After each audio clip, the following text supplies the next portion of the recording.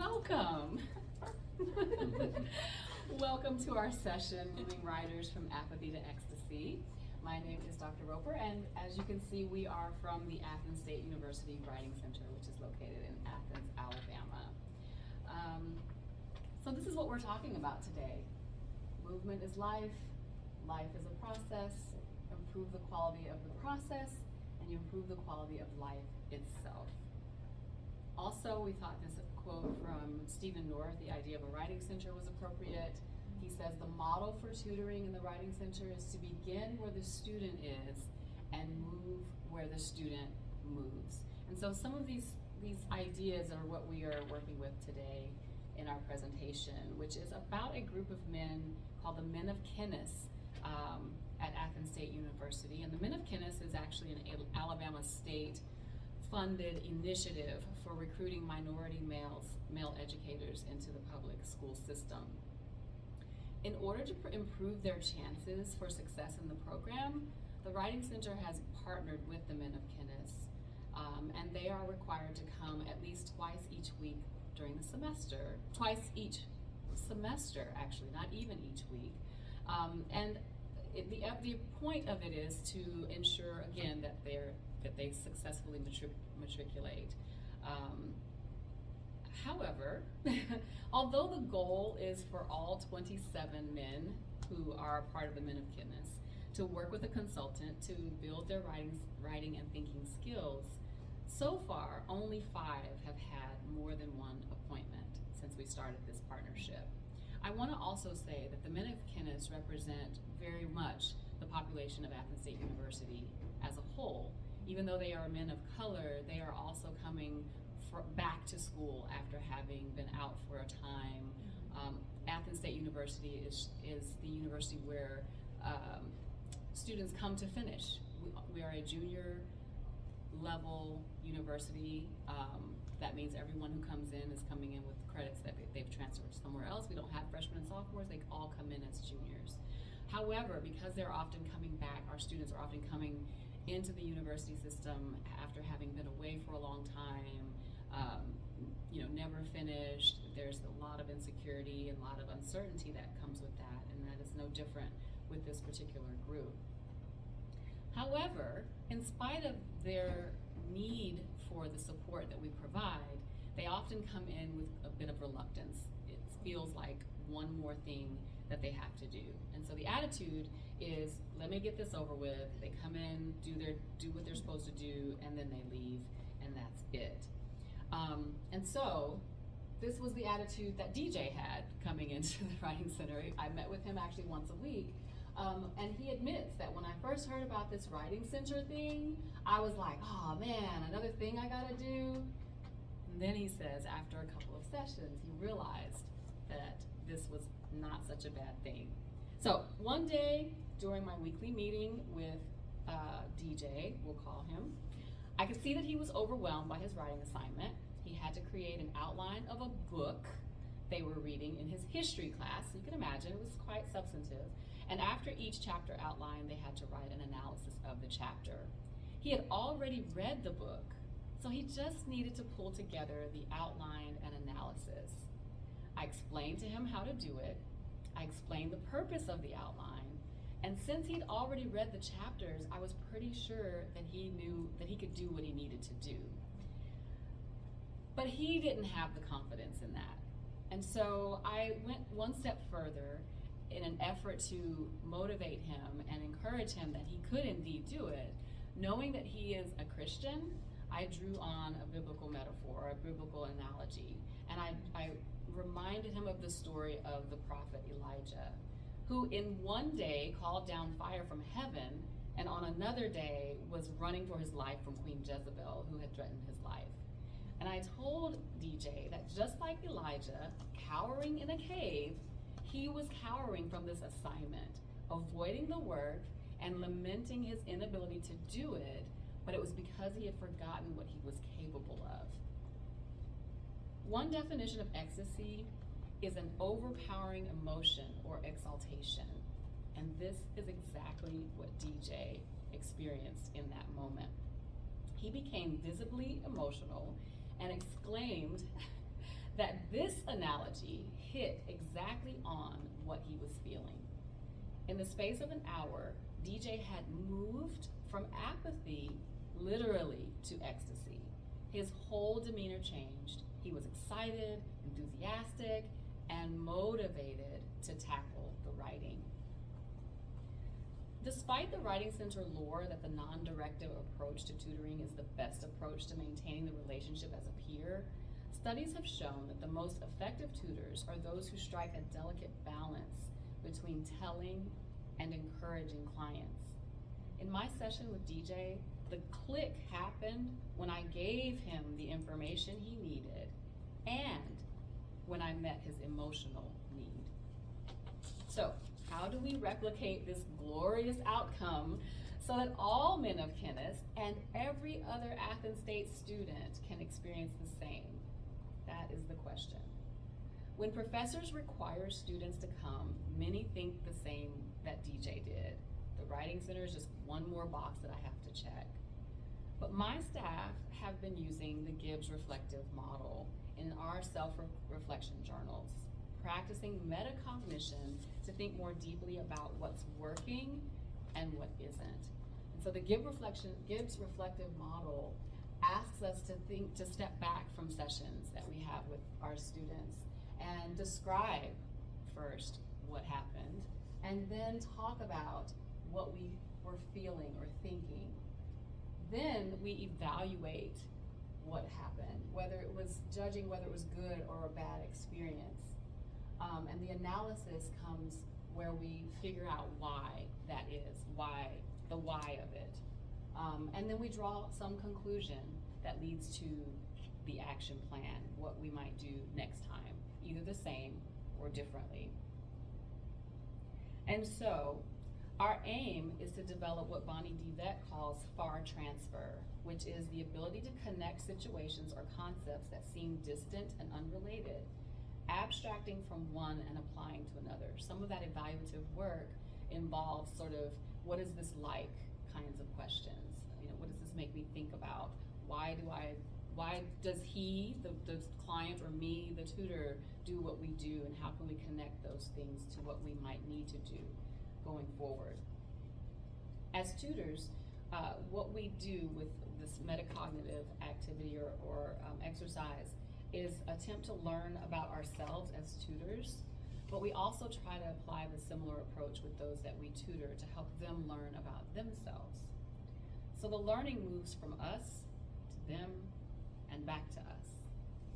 Today's presentation is about this movement, what we've learned that we help our students to know, and what they teach us along the way.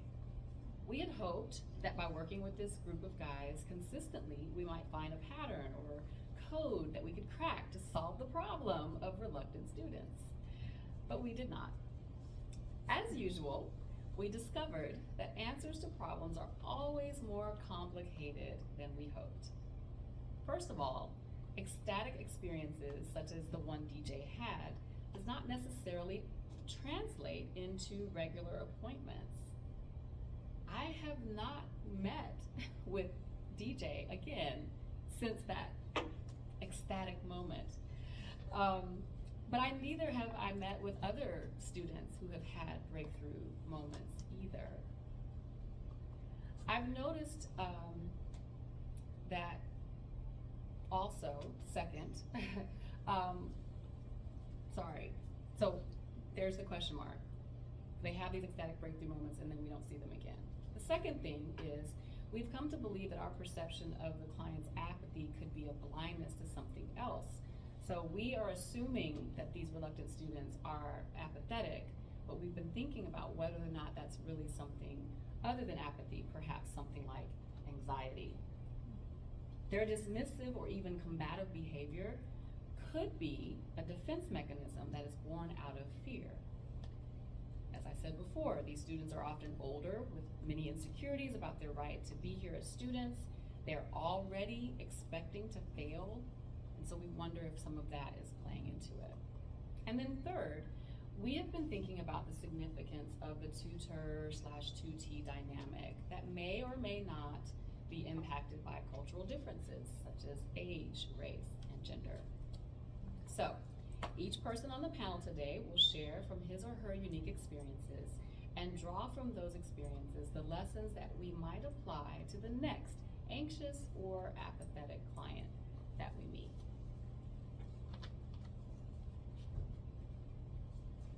Hi, Laura. This is water if you don't mind, sorry.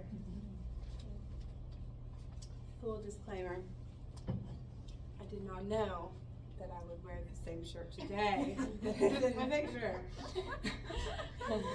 Anyway, so I'm the lead consultant at the Writing Center, so my role is a little bit different than my fellow tutors. So I graduated last year and moved from a student worker position into the staff consultant. And like Dr. Roper shared, our student body consists mainly of non-traditional students, transfer students, older students returning to school. So they have a life. They're juggling jobs and families along with classes. So, and I was no different. I returned to school after a long time off, job, kids in tow. So I know all too well their pressures and time constraints.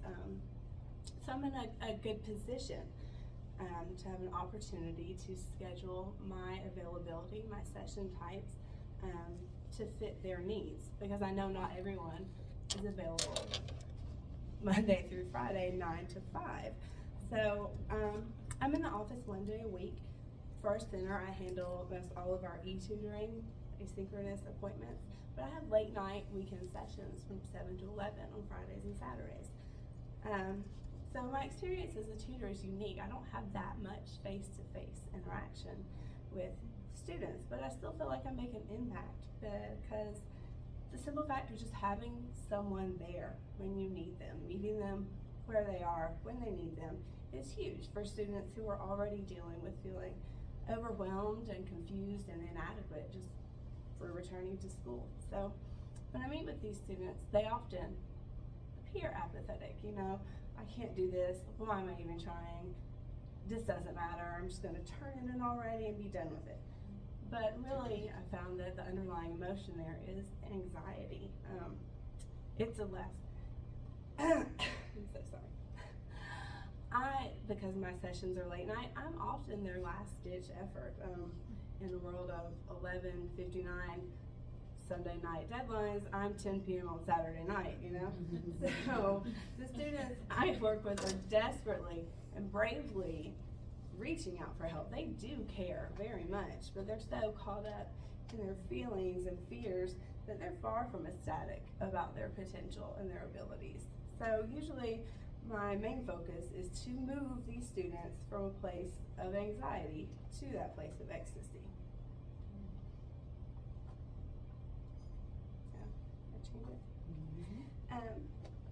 So I've learned to use these theories of reflection and transfer as tools to deal with this particular set of students.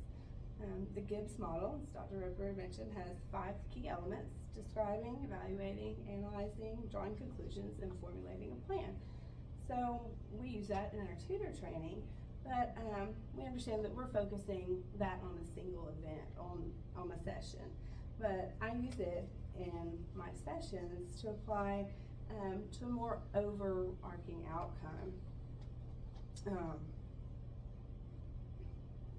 that can be applied to any assignment, any life event. I'm using it as a coaching tool for writing, but really as a theory that can be applied to critical thinking and problem-solving skills that I hope that they take and can carry with them outside of school.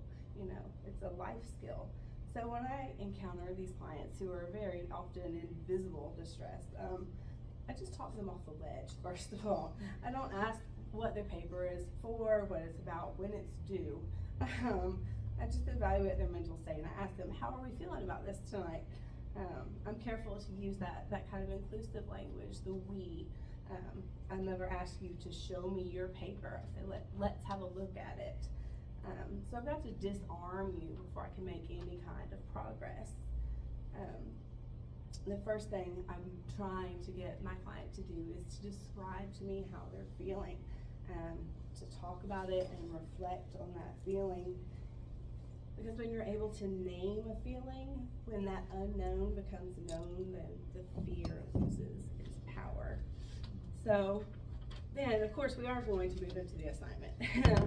But I mean, we're just going to read the assignment guidelines. Because for online appointments, they've already uploaded their draft. I read it before the session starts. I know what I'm walking into. But for these clients, I begin at the beginning. So we talk about two things in our center all day, every day: purpose and audience. And for these students, these are pretty difficult and foreign concepts to grasp, returning to school. But the most effective way I've found to explain them is to make them personal to them. So these non-traditional students don't have one iota of a clue what APA formatting is, but they have a ton of real life experience and well thought out opinions that other student demographics may not have. So I really try to capitalize on that. So rather than just evaluating and analyzing one specific event in relation to the assignment, I just get them talking about their own lived experiences and thoughts, and then subtly steer the conversation in ways that will encourage them to evaluate and analyze how those things are related and relevant to the assignment that they're working on. And once I see that light bulb start to come on, they realize that the skills and the knowledge that they already have excuse me, are important. They realize they do have something meaningful to contribute to their work, and they become excited and less intimidated. And so then after that, the work just becomes about actual writing. They've drawn the conclusions. Now we just have to, organize our paper, structure it, figure out how to support with your outside sources, things we usually consider the writing process. But that can't begin to start until they are moved from anxiety to ecstasy. So, and then I tell them at the end, hopefully I'll see you next time, maybe a week or two before your paper is due.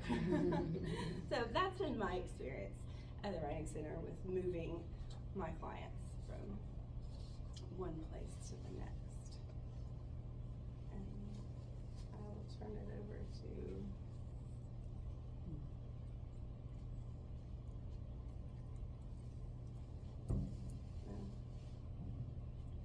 sorry.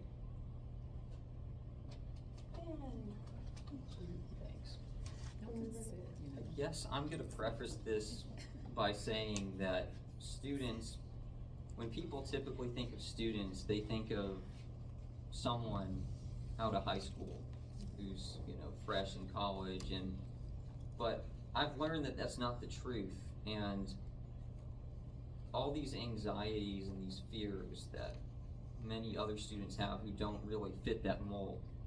They could be 50 years old, and they could be 60 years old, and their kids have already moved away. And when they come to college, there's this horrible dread that they experience, especially when they walk in a center for help and they see someone who's a lot younger than them, and perhaps they feel inadequate or embarrassed. But what I've learned is that these students, there's actually a connection that can be drawn, even from someone like me who's, I haven't experienced exactly what those students are going through, but there's still an element that is shared, and that would be this feeling of drowning.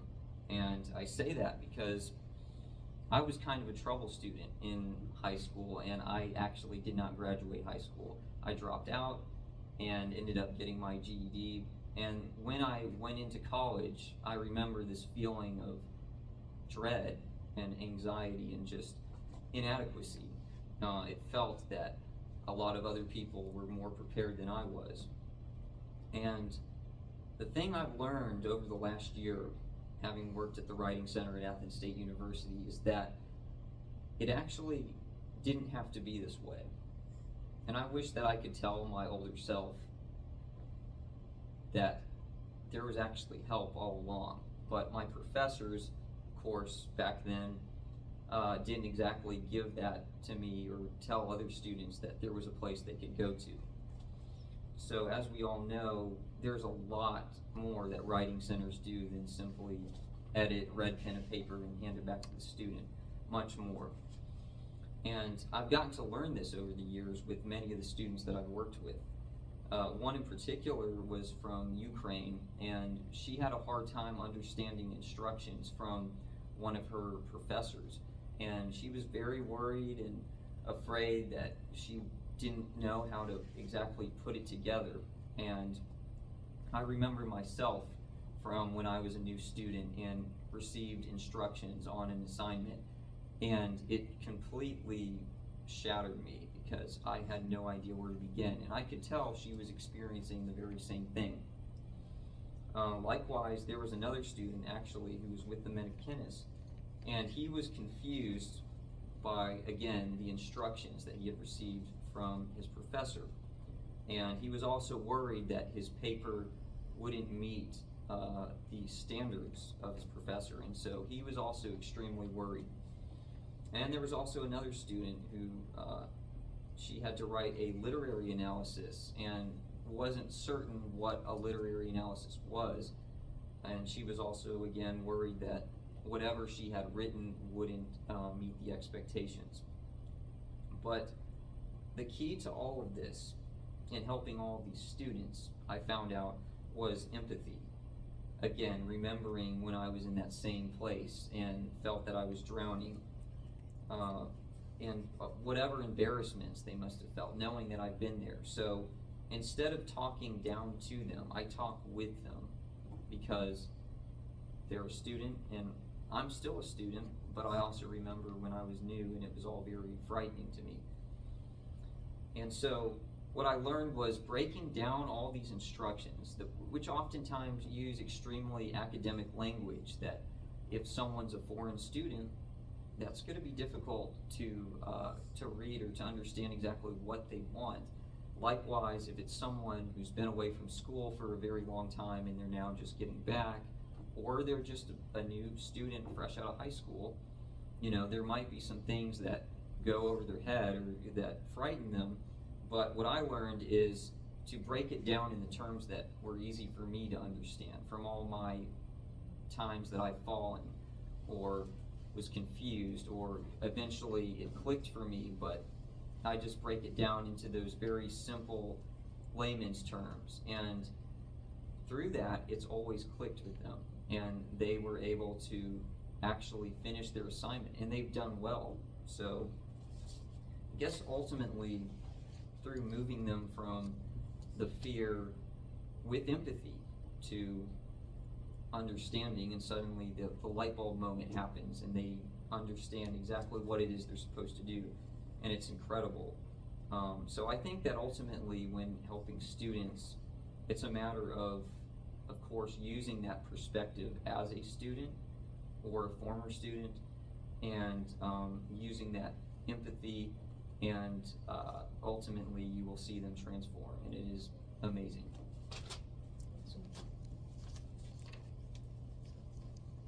Can you advance the slides? So to recap, breaking down the assignment, drowning, necessity of writing, experience, empathy is key. Here we go. Alright, so my name is Katie, and I am also a peer-to-peer at the State Writing Center. And contrary to popular belief, I am wearing heels today, but this podium is taller than me. Alright, so I get the fun job of talking more so about the difficulties that we might face with some of our clients. So, as we said, like my role at Athens State with the Writing Center has been a unique experience with many moments of joy and excitement. While this is true, there have been moments during my job where I'm just kind of grasping at the wheel, trying not to lose control, wanting to make sure that I just keep control. And Athens State, as we had previously mentioned, is full of non-traditional students. These students come from many backgrounds, so it's not rare to meet a father during a break in a busy schedule to chat about an assignment. The same can also be said for the mothers working demanding jobs outside the home. Our goal for all students is the same. We want to help them find their place in the assignment they're given, so they're more moved to the assignment purpose within their work. And while this works for us in many different ways, sometimes we don't achieve the expected outcome on our first, second, or even third try with the clients that we might tag as challenging.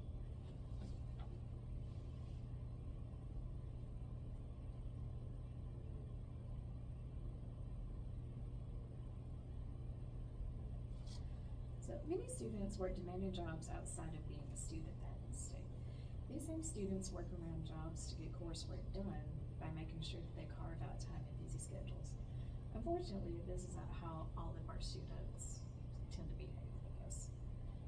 So, in my working, I have come across Client X, who's a student that I've come to know over my time at the center, while also working specifically with our men and Kenneth students. As his tutor, I do have a strong belief that it's my job to help us find common ground through forming the understanding of each other. Client X seems to have an issue with working with a tutor who is not someone that he might easily find these relations to. So I've made it my personal goal to teach myself how to work with people different from me by modeling behaviors that I realize tend to work best with them.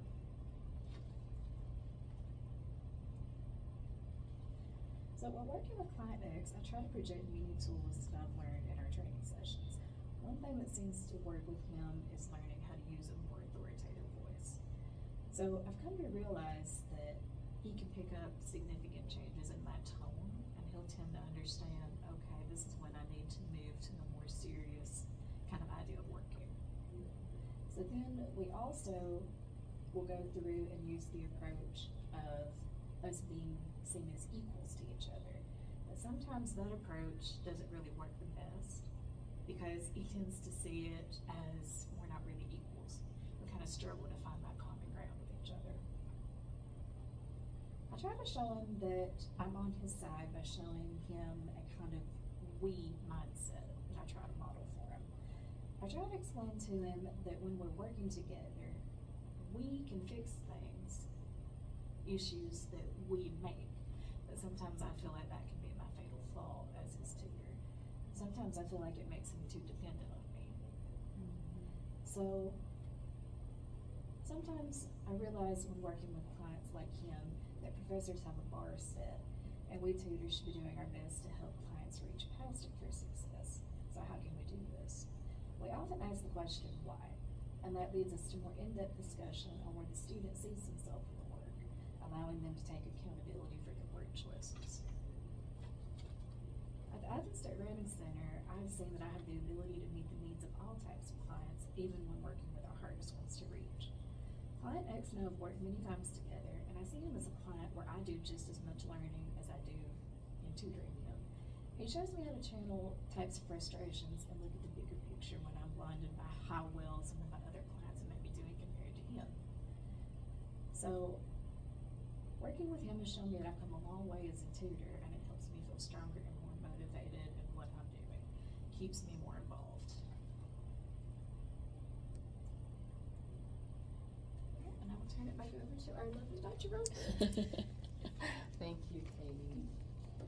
So, as you can see, there are levels of complication when we talk about working with clients and what is working and what isn't working. And a lot of it does come back to us as tutors, right? So as Katie shared, she's had wonderful, ecstatic experiences with clients who just were the dream.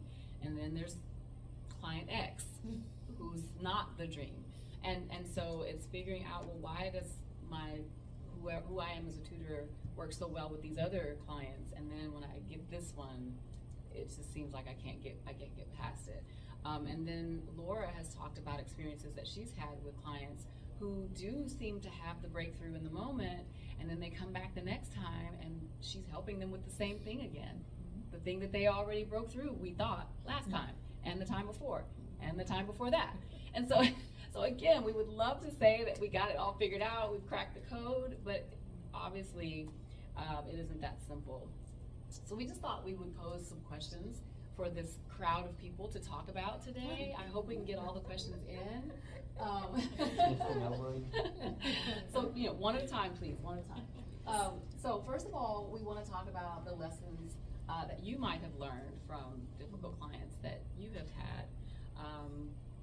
And then we want to talk also about what we might be blinded to, like what we might be missing. We see it as apathy, but maybe it's anxiety. We see him as a jerk, but maybe he's just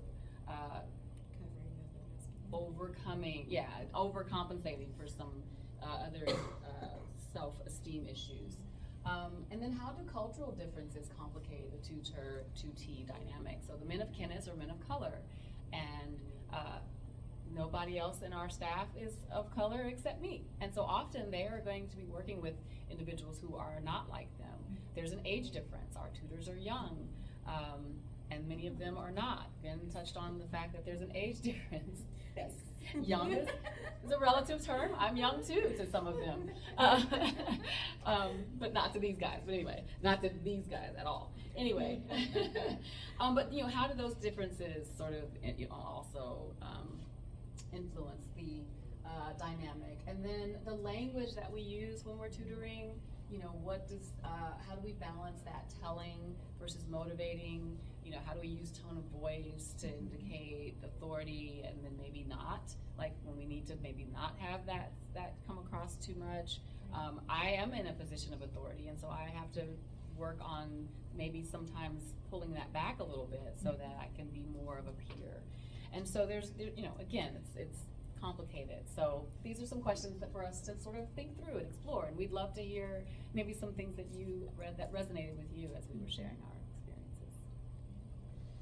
Well, I'll say, it's like no one else here, but I really appreciate this presentation because I really come from a university that has a lot of affluent, traditional, predominantly white students. I mean, it's really bizarre. Even when I was a grad student teaching, I'd be right next to a freshman in a Range Rover. And Nice. my university's right at the beach as well, so we tend to attract students who, like I said, come from Nice. wealthy backgrounds. And I mean, it certainly can, I think that could bleed into my consultants as well, some of their backgrounds too. And we have really great meetings and stuff, but it's become a little bit of a running joke where we kind of talk about, like, we had a student who very clearly didn't want to be here and they just wanted to go, and we kind of chuckle about it, but there's this underlying attitude that it's disappointing when the students are really resistant and reluctant. And my consultants really, I say it's a joke just because they want to help them so bad, but it can be so hard to reach some students, especially when something I think y'all really highlighted well was there's this assumption of they don't care, they're resistant because they just, it doesn't matter, it's a class they have to take or whatever. And it's so challenging to, it's so challenging for the consultants because I think that they put a lot of pressure on themselves to get those students to care about the class or the writing, whatever. But y'all just got me thinking a lot about how, like, that personal connection is so important in sessions, and it's something that I think I even now need to really address in our staff meetings to be very careful about assumptions we're making about students being apathetic about the assignment or the class, right? Like, it's not always, and we say this, we've definitely said it before, but it's not always that they don't care. It's not always that it's just a class they have to take.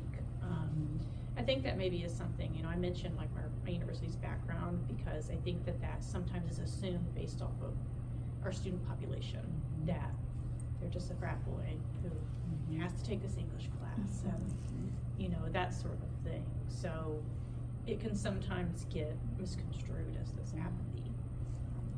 When it really could, most of the time it is anxiety. So. Right, so that's interesting. So you're affluent, so the assumption is you have everything. Yes. So then is there a pressure then if you don't? Like, I'm supposed to have it all. I drive a Range Rover, my parents have PhDs, so I should know this stuff. I should be excelling in this area, and I'm not.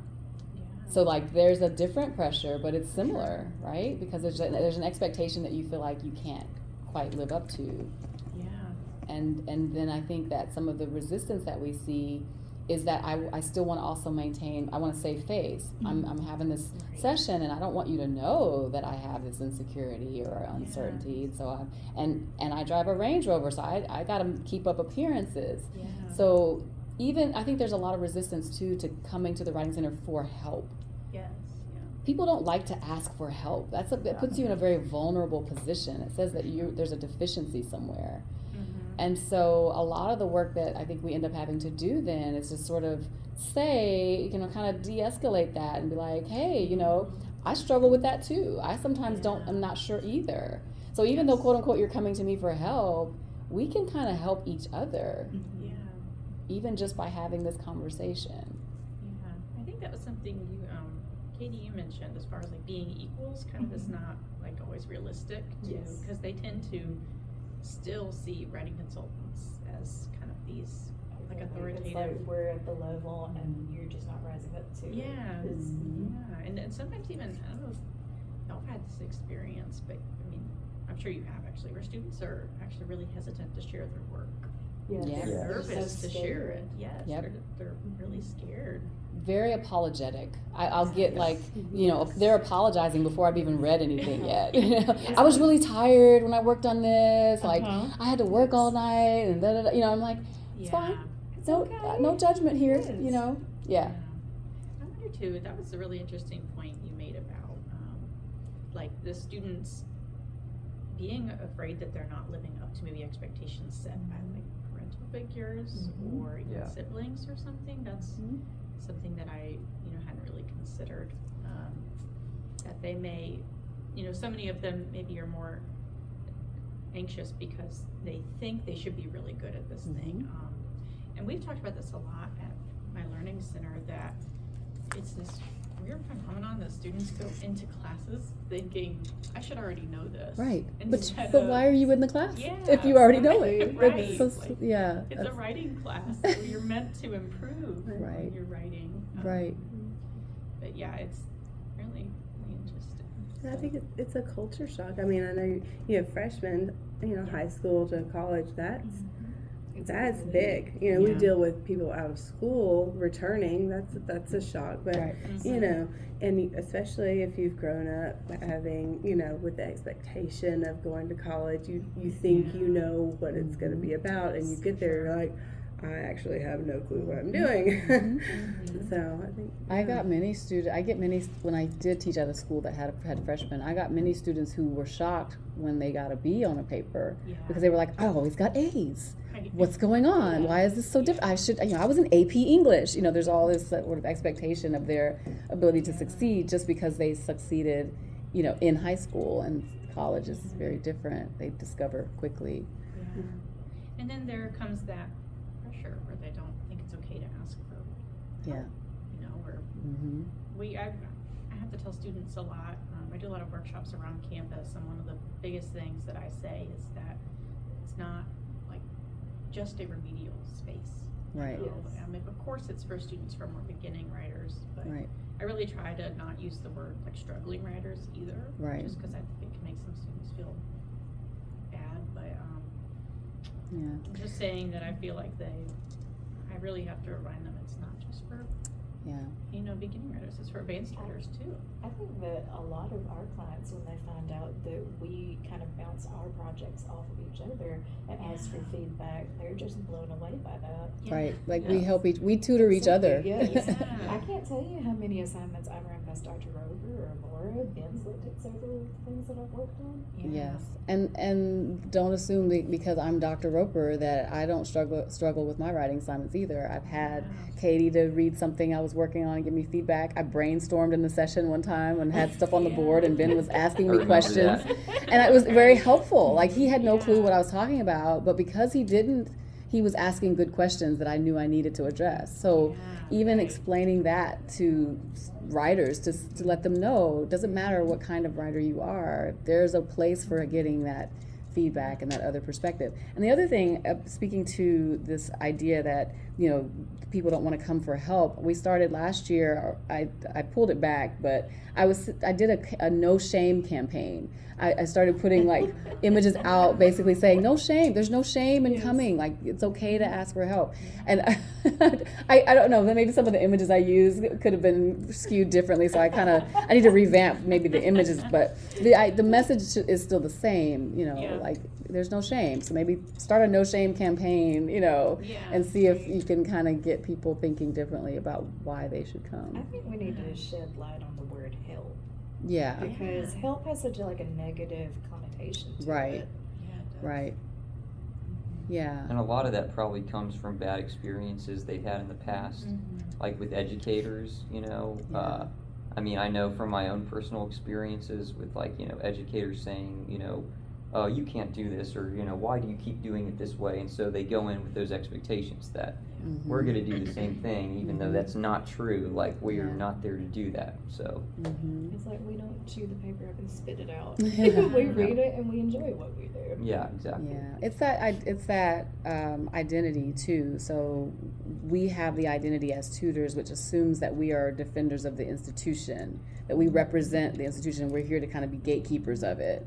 But the reality is we have to help them understand that we are a neutral, and that's the thing we always say, we're kind of a neutral space. Safe space. We're not here to defend the university, we're here to support you and make sure so if nothing else, we're probably more on their side than the institution side, because often I will admit to students that we have screwed you guys up in a lot of ways, we meaning the educational system in America, because we have put so much emphasis on polished, finished products that we have not allowed you the space to work through the messy process.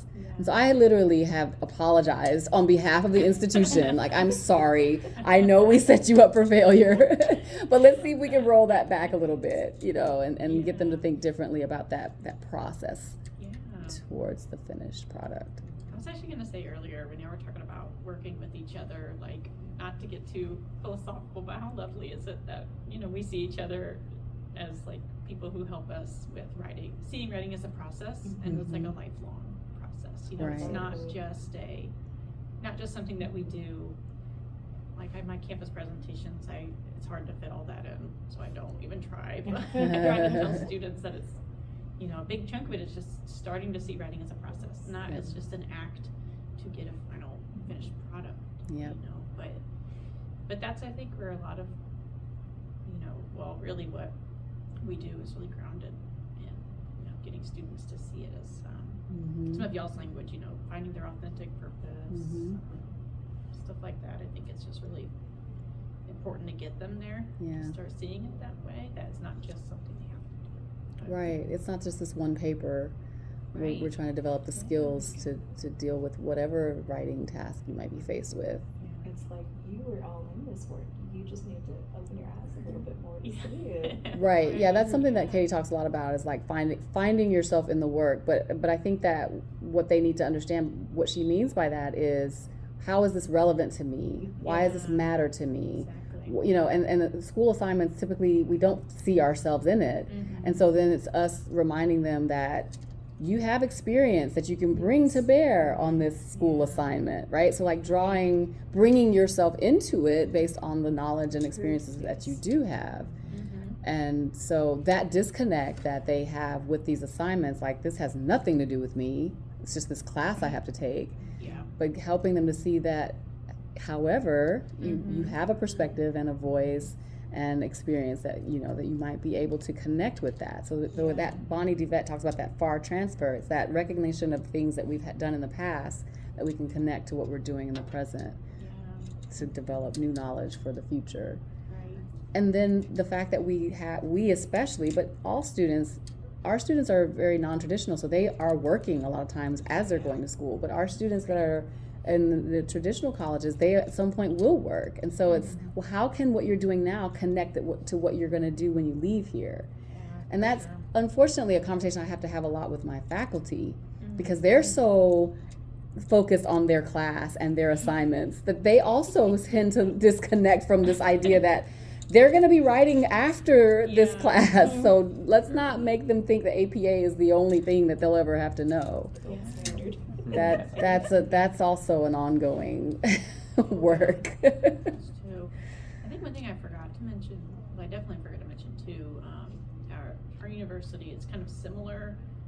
We do have your traditional kind of freshmen, but on the other end of the spectrum, we're, I think, the #1 university in North Carolina for student veterans. Oh. So we have a very large veteran population on campus. Mm. So, and then being at the beach, we just have such a diverse kind of age range of students. So This is like opposite ends of the spectrum. So you do have sort of the spectrum of the kinds of students. yeah, that- mhm. and especially I've noticed with our student veterans, it is because of their background in the military, whatever branch, they, you know, are so task focused. Yeah. And they have to kind of have that like mission. And if they really can see the value in it and the purpose and relevance in the assignment, whatever it is, then it can help them succeed more. You know, and I think with our traditional kind of freshman students, sometimes the apathy and I don't really need this class can be misconstrued a lot as like entitlement, as like I don't care, it's just something I need to do to graduate. It's really fascinating how across the board the same things apply. Whether it's someone who's non-traditional or traditional, you know, especially since COVID and then AI, all these things that have happened, it's I think more important now more than ever, honestly. Yep. To get them excited and understanding how it's relevant, honestly, how they Right. can continue to develop these skills and use them. Right. The AI thing. Writing is just thinking on paper. So yeah, I mean, that's all. Right. Yeah, those are the skills you're learning. For That's- sure. That's what we have to try to say over and over again in different ways. But that is the scary thing though about AI is a lot of people who were never thrilled about writing to begin with, now they have something that they can use to just, you know, Mm-hmm. yeah. And I've seen instances where stuff is like too perfect. Like, I mean, it's just Yeah. too good. Like, there's no mistakes anywhere. And I'm just thinking to myself, you know, maybe they got it from somewhere, and then of course the reverse search doesn't show anything, and Yeah. you can't really trust those AI detection software because like they all say different things. But it's one of those things you can't like just point to them and go, this was, you know, you don't have proof, but Right. you know in your heart that It just does Yeah. not feel We can- authentic. No. Yeah. Yeah, we can often tell, especially because we play with the AI stuff, so we're familiar with how it sounds.